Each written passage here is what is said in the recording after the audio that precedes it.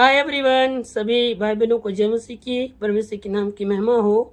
जो परमेश्वर ने हमें आज का दिन दिखाया, जीवित रखा, इसलिए मैं परमेश्वर को धन्यवाद करता हूँ।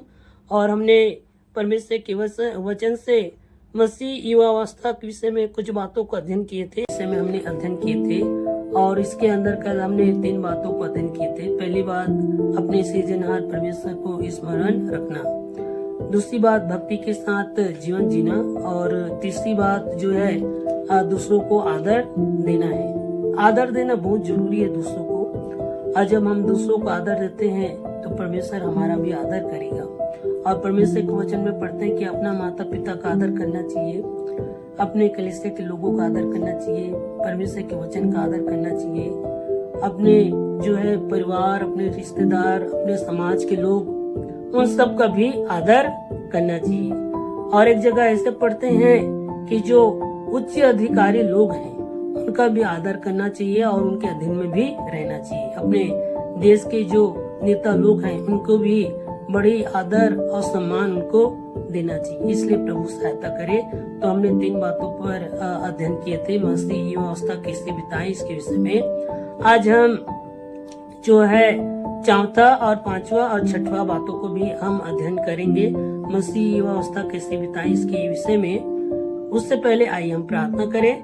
हमारे स्वर्गीय पिता, आपके पवित्र चरणों से आते हैं। प्रभु जी, आपका वचन हमें प्रभु जी शिक्षा देता है कि किस प्रकार हमें जीवन जीना चाहिए। और जो आपके वचन के अनुसार जीवन जीते हैं प्रभु जी, अपने जीवन में आशीष को पाते हैं और अपने परिवार, अपने लोगों का, अपने देश के लोगों को उन्नति का कारण बनते हैं। प्रभु जी, आप सहायता कीजिए। जितने भी भाई बहन वचन को सुनते हैं उन सभी को ज्ञान और बुद्धि दे प्रभु जी, और मुझे भी बोलने के लिए पवित्र आत्मा का अगुवाई दे प्रभु जी।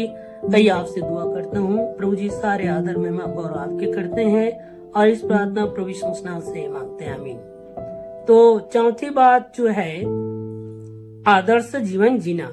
अगर मैं और आप आदर्श जीवन जीते हैं तो इसके द्वारा प्रभु के नाम की महिमा होता है और बहुत आहिस्ता लोग उद्धार भी पाएंगे। इसलिए पौलुस जो है तीमुथियुस को इस प्रकार कहता है, 1 तीमुथियुस 4:11 और 12 में, इन बातों की आज्ञा दे और सिखाता रहा, कोई तेरी जवानी को तुच्छ न समझने पाए, पर वचन, चाल चलन और प्रेम और विश्वास और पवित्रता में विश्वासियों के लिए आदर्श बन जा। मेरे प्रियो, यहाँ पे स्पष्ट पौलुस जो है तीमुथियुस को कहता है कि कोई तेरी जवानी को तुच्छ न समझने पाए। क्यों ऐसा कहता है? ये जवानी का जो अवस्था है सबसे अच्छा अवस्था है। इसमें हम और भी प्रभु की सेवा कर सकते हैं और भी परमेश्वर के नाम की महिमा कर सकते हैं और भी तरक्की कर सकते हैं। अपने माँ बाप का, अपने देश का हम नाम रोशन कर सकते हैं इस जवानी की अवस्था में। इसलिए आदर्श जीवन जीना बहुत जरूरी है। इसलिए यहाँ पे कहता है, वचन, चाल चलन और प्रेम और विश्वास और पवित्रता में विश्वासियों के लिए आदर्श बन जा। विश्वासियों के लिए आदर्श बन जा। अगर हम गलत काम करेंगे, आलस का काम करेंगे, बुराई का काम करेंगे तो हमारा जवानी जो है व्यर्थ है, वो जवानी तुच्छ समझा जाएगा। इसलिए प्रभु सहायता करे। और आज बहुत सारे से भाई बहन जो लोग हैं जो कि अपने जवानी की अवस्था में पाप में जीवन जी रहे हैं, बुराई में जीवन जी रहे हैं, नशा में जीवन जी रहे हैं, जुआ चिट्ठी में जीवन जी रहे हैं और अपने माँ बाप को जो है परेशानी में, दुख में, चिंता में डाल देते हैं। अपने देश को भी जो है चिंता में डाल देते हैं, अपने समाज को भी चिंता में डाल देते हैं। मेरे प्रियो, ये जो जवानी की अवस्था है एक प्रभु ने हमें दिया है। ये शक्ति, ये सामर्थ्य, ये ऊर्जा, ये दान, ये वरदान। इसलिए इस जवानी की अवस्था में हमें और भी प्रभु के कामों को करना चाहिए और भी हमें प्रभु के नाम की महिमा करना चाहिए, अपने परिवार के लोगों का नाम ऊंचा करना चाहिए। अगर हम बुरा काम करेंगे तो हमारा माता पिता का सिर नीचा हो जाएगा, हमारे समाज का सिर नीचा हो जाएगा, हमारे देश के लोगों का सिर नीचा हो जाएगा। इसलिए प्रियो, हमें बहुत गंभीरता के साथ, पवित्रता के साथ हमें जीवन जीना है आदर्श जीवन जीना है। मैं एक आयत पढ़ना चाहता हूँ, मेरे साथ निकालिए। पहला सामुएल 2:26 में इस प्रकार लिखा है, ध्यान से सुनिएगा। परंतु सामुएल बालक बढ़ता गया और यहोवा और मनुष्य दोनों उससे प्रसन्न रहते थे। देखिए यहाँ पे बालक सामुएल बढ़ता गया, अब कौन कौन उससे प्रसन्न रहते थे? परमेश्वर प्रसन्न रहता था, मनुष्य प्रसन्न रहते थे। कितना अच्छी बात है। अगर हमारे जीवन के द्वारा परमेश्वर के नाम की महिमा होता है और लोग हमारे जीवन को देख के जो है आशीर्वाद देते हैं, तो कितनी अच्छी बात है। इसलिए इस जवानी की अवस्था में हमें और भी अच्छे से अच्छा जीवन जीना चाहिए, हमारे देश की उन्नति के लिए, हमारे कलीसिया की उन्नति के लिए, हमारे परिवार की उन्नति के लिए, ताकि हम दूसरों के लिए भी आशीष का कारण बन सकें। इसलिए प्रभु सहायता करे। और मसीह जीवन एक आदर्श जीवन है, क्योंकि प्रभु यीशु मसीह हमारा आदर्श है। प्रभु यीशु मसीह हमारा आदर्श है, क्योंकि सत्य मार्ग का जीवन वही है। और जो उस पर विश्वास करके जीवन जीते हैं वो जरूर आशीष पाते हैं, आशीषों का कारण भी बनते हैं। इसलिए प्रभु सहायता करे।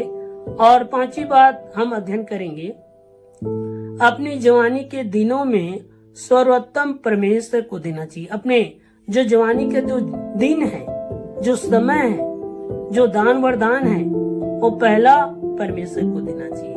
हम व्यवस्था विवरण 6:5 और 6 आयत में पढ़ते हैं, और मत्ती 22 का जो है 37 से 38 में भी पढ़ते हैं। यहाँ पे तो इस प्रकार लिखा है, उसने उससे कहा, तू परमेश्वर अपने प्रभु से अपने सारे मन और अपने सारे प्राण और अपनी सारी बुद्धि के साथ प्रेम रख। बड़ी और मुख्य आज्ञा तो यही है, और उसी के समान यह दूसरी भी है कि तू अपने पड़ोसी से अपने समान प्रेम रख। यहाँ पे देख सकते हैं, अपने परमेश्वर को पहला स्थान देना है, सारे तन मन के साथ, अपने योग्यता, अपना दान वरदान, अपना समय, अपने कमाई का 10वां अंश, ये सब प्रभु की नाम की महिमा के लिए होना चाहिए। इसलिए प्रभु हम सबको आशीष दे। मेरे प्रियो, परमेश्वर ने हमें जीवन दिया है, हमें जीवित रखा है। ये जवानी का अवस्था परमेश्वर ने दिया है, तो इसलिए दिया है ताकि हम उसके नाम की महिमा करें। और सर्वोत्तम समय और दिनों को परमेश्वर को देना चाहिए। कई सारे भाई बहन न तो संगति करते हैं, न तो वचन पढ़ते हैं, न तो प्रार्थना करते हैं, न तो पवित्र जीवन नहीं जीते हैं। क्या परमेश्वर आपके जीवन से प्रसन्न है? लोग बोलते हैं कि मेरे पास समय नहीं है, न प्रार्थना करने का समय है, न वचन पढ़ने का समय है, न संगति में जाने का समय है। क्या आप अपने जीवन के द्वारा परमेश्वर के नाम की महिमा कर रहे हैं? सोचिए आप, परमेश्वर ने आपको इतना शक्ति, समर्थ, ज्ञान और बुद्धि दिए हैं। क्या आप परमेश्वर के नाम की महिमा के लिए उपयोग हो पा रहे हैं? इसलिए मेरे प्रियो, प्रभु सहायता करे। प्रभु आप सबको ज्ञान और बुद्धि दे, और अपने जवानी के दिनों में सर्वोत्तम परमेश्वर को देना सीखें। अगर आप देंगे तो प्रभु भी आपको आदर करेगा, आपको आशीष देगा। और जब हम अब्राहम के विषय में पढ़ते हैं, तो अब्राहम भी पहला स्थान परमेश्वर को दिया। 22 अध्याय में 3 आयत से 12 आयत तक पढ़ते हैं, तो सर्वोत्तम समय परमेश्वर को उन्होंने दिया। अपने पुत्र को भी बलिदान करने के लिए राजी हो गया। इस कारण परमेश्वर ने उसको, उसके पुत्र को आशीष दिया। इसलिए प्रभु सहायता करे, परमेश्वर हम सबको आशीष दे। और मैं लास्ट बोल के समाप्त करूंगा। थोड़ा वीडियो लंबा हो गया, आप माफ कीजिएगा, लेकिन आप ईमानदारी के साथ इस वचन को सुनिएगा। प्रभु जरूर आपको और मुझको भी आशीष देगा, और हम दूसरों के लिए भी आशीष का कारण बनेंगे। जो 6वीं बात है, संसारिक अभिलाषा से बच के रहना। ये जो हमारा जो जवानी का अवस्था है, ये अभिलाषा से भरा हुआ रहता है। कई सारे ऐसे अभिलाषा रहता है जो हमारे लिए अच्छा भी है, लेकिन कई सारे ऐसे अभिलाषा रहता है जो हमारे लिए हानिकारक बन जाते हैं, हमारे परिवार के लिए हानिकारक बन जाते हैं, हमारे समाज के लिए भी हानिकारक बन जाते हैं। और शैतान यही चाहता है कि जो है लोग अंधकार के काम को चुने, बुराई के कामों को चुने। इसलिए जो है शैतान अलग अलग रीति से अभिलाषा देते हैं ताकि वो पाप में गिर जाए। इसलिए मेरे प्रियो, मैं हाथ जोड़ के विनती करता हूँ, विशेषकर आप अभिलाषा से बच के रहें।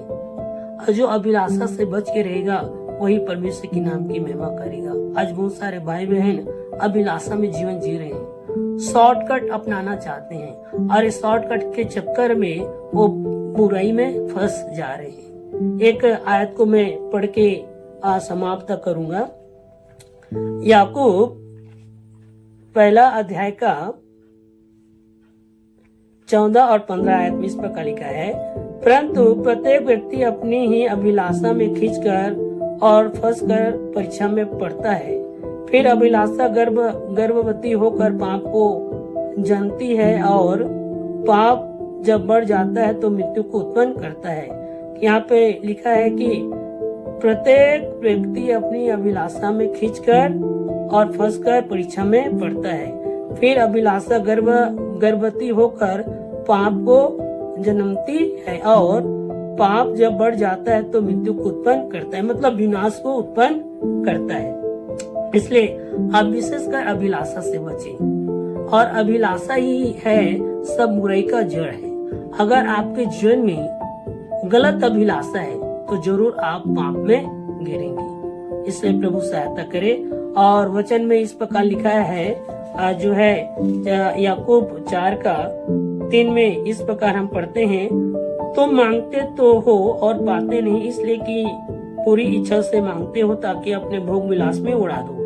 यहाँ पे मांगते तो हो लेकिन पाते नहीं, क्योंकि तुम बुरी इच्छा से मांगते हो ताकि अपने भोग विलास में उड़ा दे। इसलिए प्यो आप विशेष करके ये जो सांसारिक अभिलाषा है इससे बच के रहे और परमेश्वर आप सबको आशीष दे। God bless you. परमेश्वर के नाम की महिमा हो।